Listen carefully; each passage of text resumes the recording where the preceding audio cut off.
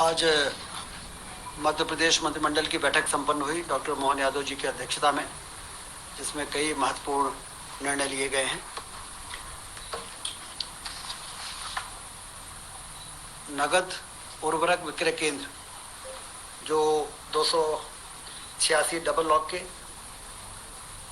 विपणन समिति के 141, विपणन समिति के से संबंधित 121 जो केंद्र ऑलरेडी संचालित थे, उसमें 254 नगद नए उर्वरक विक्रय केंद्रों की स्वीकृति आज दी गई है। जिससे कि हम लोग हमेशा ये बातें आती थी कि लंबी लाइनें हैं, खाद खरीदने में किसानों को समय लग रहा है, परेशानी हो रही है। तो एक बहुत बड़ी राहत इसे मिलेगी। 254 नए केंद्र खोले जाएंगे और ख़ास तौर से जो डिफ़ॉल्टर किसान हैं, जिनको कि नगद में खाद मिल जाए, इसके लिए इस प्रकार के सेंटर की आवश्यकता थी। ये एक निर्णय हुआ है। सतपुड़ा सारणी में सतपुड़ा ताप विद्युत गृह के 4 जो बहुत पुराने इकाइयाँ थी, 410 मेगावाट की 2 थी और 420 मेगावाट की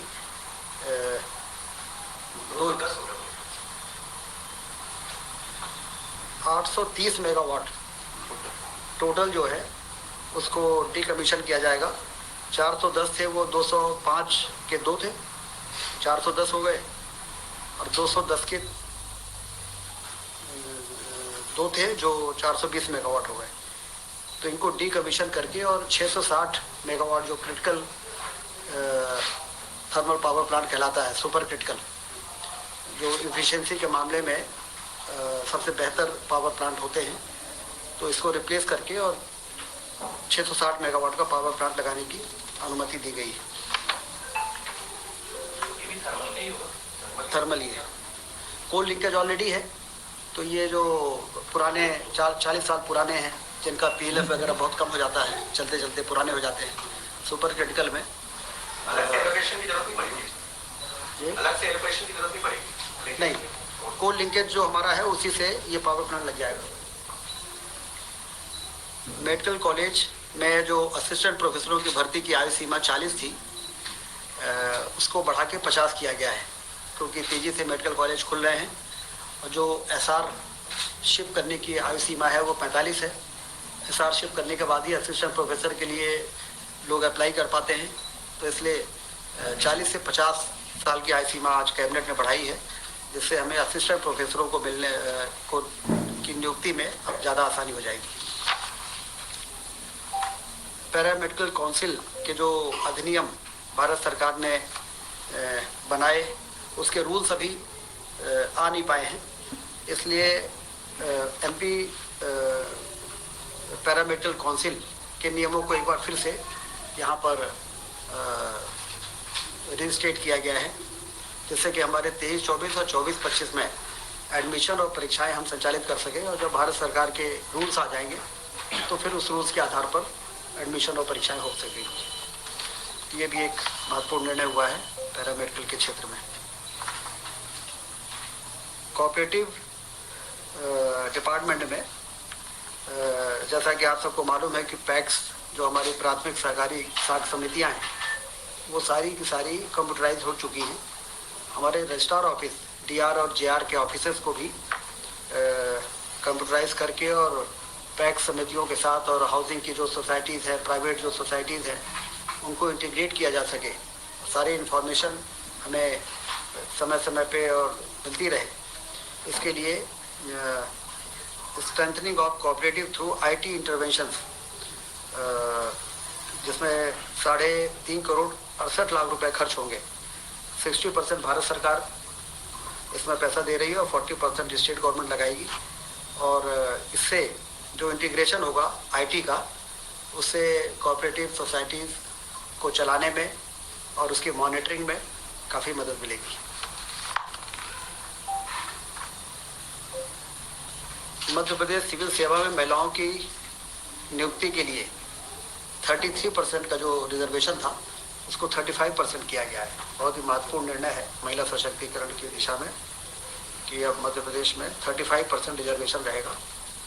नियुक्तियों में, सभी प्रकार की नियुक्तियाँ एमपी गवर्नमेंट 33 से 35। सर ये जो एमपीपीएससी कंडक्ट करते हैं वो वाले पीएससी और ईएसबी में जितनी भी नियुक्तियाँ होती हैं सारी। रीवा रीजनल इन्वेस्टर समिट बहुत सफल रही है। 4000 से अधिक प्रतिभागियों ने भाग लिया था और 31,000 करोड़ के निवेश के प्रस्ताव दिए गए हैं। 28,000 से अधिक लोगों को इसमें रोजगार मिल सकेगा। गोवर्धन पूजा का भव्य आयोजन पूरे प्रदेश में हुआ है और 2 नवंबर को सांस्कृतिक विरासत और धरोहरों को सहेजने की दिशा में एक महत्वपूर्ण कदम के रूप में देखा जा रहा है।